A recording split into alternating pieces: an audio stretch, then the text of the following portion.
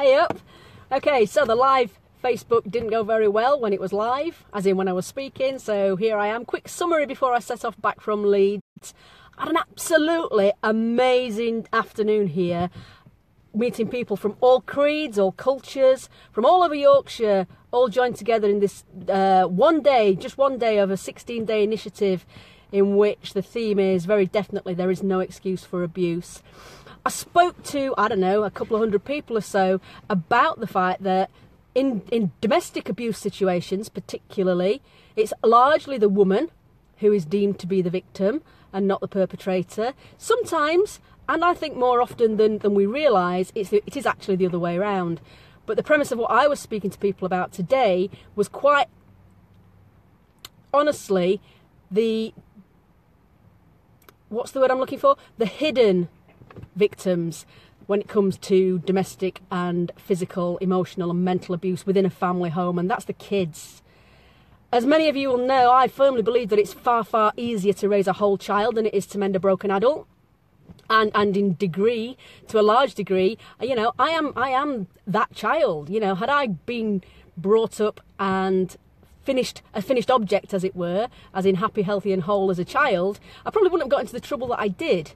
My point to the people who were listening to me today was quite simply this. Children, do listen. Short and sweet. You try talking to a kid and get them to go to bed at night, do the homework, clean the teeth, have a bath, etc. They can't hear you. Except they can. You whisper chocolate from 200 yards away, they'll not only hear you, they'll kill you in the stampede to get to the Easter egg or the selection box at Christmas or whatever. Children, listen.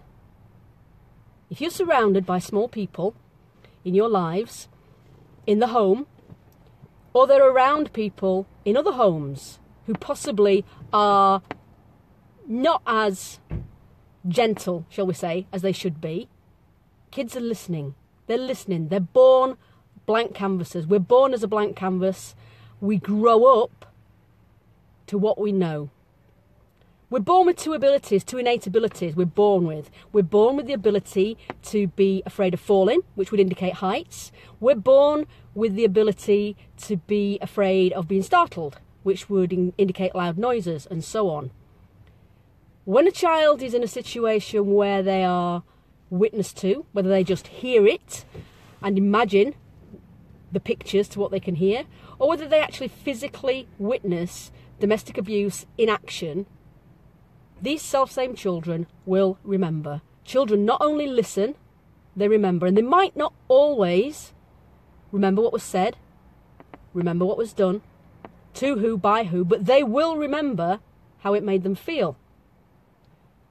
The key today, ladies and gentlemen, is to break that cycle. We need to break the cycle of abuse, be it physical, mental or emotional. Physical's easy to evidence. You can see a broken arm or a black eye. The mental, the manipulation and the emotional abuse is far, far more difficult to ever evidence. But it's the damage that we sustain when we're subject to things like that is far, far more reaching. The children who are in our embrace, who are in our circles, who are in our families and in our lives, you may never ever know the effect that your words and your actions have on them. But I promise you, as sure as Christmas is coming, when children grow up to be condemned, criticised, bullied, victimised, made to feel inferior and insecure, whether that's directly or as a result of witnessing domestic abuse within the household, those self-same children will grow up one of two ways. They will grow up to either be abusers themselves in some way, or they'll grow up and gravitate to what they know. Historically, for instance, women who grow up in households, children rather, who grow up to be women in households where there is a male dominant figure who is physically aggressive and emotionally abusive, will more often than not end up with a partner of the same type. Think about it. There is no more responsible job on earth, forget Mr. Trump and all the rest of the lunatics that apparently are running our lives and our world for us. Parenting, That, my friends, is the most responsible job there will ever be, and it's the only one we can't get without a manual. You don't have to be able to read or write to become a parent.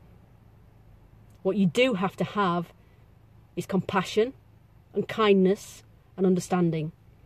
And that extends to showing that between yourselves, with your spouse, with your partner, regardless of marriage or otherwise, regardless of gender or anything. If you are in the lives of young children and you are in an abusive situation, you need to do one of two things. You need to stop the abuse in its tracks and report it, especially if it's life-threatening. But more importantly, if you're staying within that relationship for the sake of the children, here's a newsflash, my friends. Don't. Get your kids out of there. Get them out, because children grow to what they know. The only way we can break the cycle of abuse is to stop it in its tracks. And it isn't easy. It's far from easy. But if you want the children, the young people in and around your lives to have the faintest flying fart of a chance of growing up to be happy, healthy and whole, do them and yourselves a favour and get the hell out of the situation that's making you miserable and scarring them for life. That's a very brief summary of the Facebook Live that went pear-shaped earlier. And it's a bit dark for this time of year, I guess. But it's deliberately so, because Christmas can be a time of extreme stress and frustration for everybody.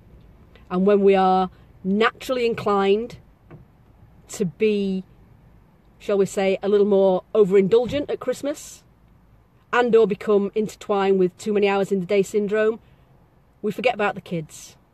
We forget that they're listening. I promise you this, they are listening. If you or somebody you know have been touched by this message or any of the others that you might hear going forward as a result of the initiative that's going on, it's 16 days long, do something about it. You don't have to put up with it. And more importantly, to quote George Benson, I believe that children are the future. Treat them well and let them lead the way. The clue there is treat them well and let them lead the way. Kids will grow to what they know, pure and simple. But as their parents and carers, they're responsible adults. It's our job to make sure that we give them the best possible start in life. Right, that's the darkest Christmas message I think I'll probably ever send. It's my first ever Facebook Live, so God knows what it's going to come out like. But you know what? I'm going to put the camera down now and I'm going to set off back to Sheffield from a snowy Leeds. And then I'm going to take 3 of the 6 grandkids out and introduce the spirit of Christmas to their little lives later this evening.